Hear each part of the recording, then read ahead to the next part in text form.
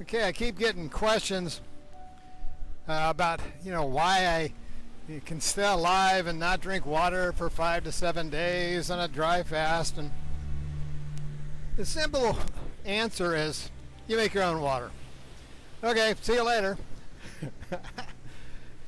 A lot of people say, oh, it's made in the mitochondria. Yeah, it is. How's it made? I mean, what's the whole process? We know that during dry fasting, you rely on your fat to have energy and water and all that stuff. It's kind of amazing how it works. Everything happens in the mitochondria. Your life is happening in the mitochondria. So the idea here is, what do you feed yourself to have healthy mitochondria? We'll get into a lot of details as we go along. I'm not going to get into a ton of detail here because I just don't have the time for an hour and a half discussion on mitochondrial health. Suffice it to say, your body has several redundant systems to make sure your mitochondria get the energy it needs to make ATP to keep you alive. And that's what it's all about. You have sugar and you have fat. The Randle cycle is constantly moving between fat deposition, cutting fat with glucagon to relieve it for when you're not eating, and blah, blah, blah. So you got a fat sugar system that's running all the time anyway.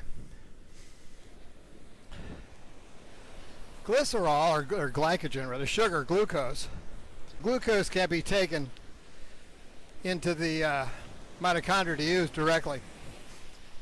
It has to be hit by a couple of ATPs produced by mitochondria to become ADP, past the two phosphate groups to the glucose, which then can be made into pyruvate, which is acetyl-CoA is attached to it. It's fed into the Krebs cycle. Krebs cycle is inside the inner matrix of the mitochondria. And it's an amazing cycle, because once one of these molecules gets in there, 6-carbon converted to a 4-carbon by CO2 release during the Krebs cycle inside the mitochondria. So your CO2 is really being created inside the mitochondria in your cells. And pretty good surf here. When it goes in there, it goes around the circle, adding back carbons, taking off carbons, adding back carbons, taking off carbons. But what it makes is NAD plus and NADH and FAD and FADH. Now, FAD and NADH, NAD and FAD are electron donors and proton transfer units, essentially. You can't work the electron transport chain unless you have NADH and FADH, because they work the 4 steps by donating electrons or protons to convert everything into NAD, FAD, NADH, and FADH, all that stuff, all the way through this process. And through that process, you're breathing in oxygen. The oxygen's combining with the hydrogen and the electrons in this mitochondrial matrix in the inner membrane, and it's creating water. H2O, that's what water is. So you're making energy, you're making water. That's how I'm walking down the beach. The interesting thing is, though, is during starvation, you don't have any glucose. But you have the backup. Beta oxidation of free fatty acids that are clipped up, attached with acetyl-CoA, fed into the Krebs cycle to make FADH and NADH, which operates the electron transport chain, which gives you energy. So the whole thing with dry fasting, when you go from day 2 into day 3, you've expended all your glycogen, all your glucose in any form, and you're running out of energy. So what happens? Well, because you're not drinking water, you're stimulated to use your fat. Fat's broken up into free fatty acids and glycerol to keep your blood and brain alive, and the free fatty acids to operate the mitochondria to make ATP and water.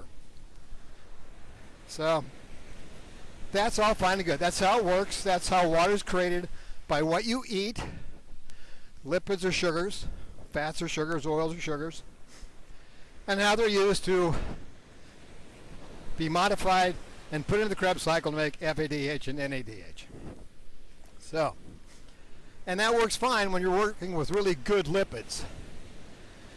The problem comes in when you're inside the mitochondria and these protein factories placed in a row so that you can exchange protons and electrons and all that good stuff separate cardiolipin. Cardiolipin now has only 2 free fatty acids.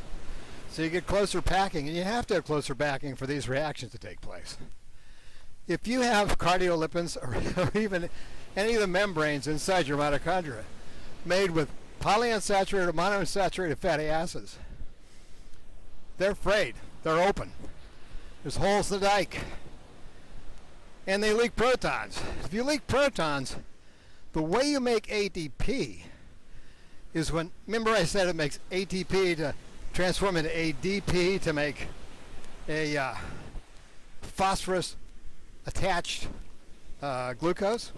Because inside there's a proton surplus that flows through a little molecular wheel that combines ADP with ATP, puts another phosphate group on it. And you end up with lots of ADP. ATP is how you stay alive. If you got a broken membrane, you got frayed membranes, you got big holes in the walls, those protons escape, cause inflammation, cause a lack of ATP production. And that's basically what the whole game is all about. What you eat matters. Do not eat seed oils, nut oils, or vegetable oils. These concentrated oils are highly bent, fractured, unsaturated fatty acids.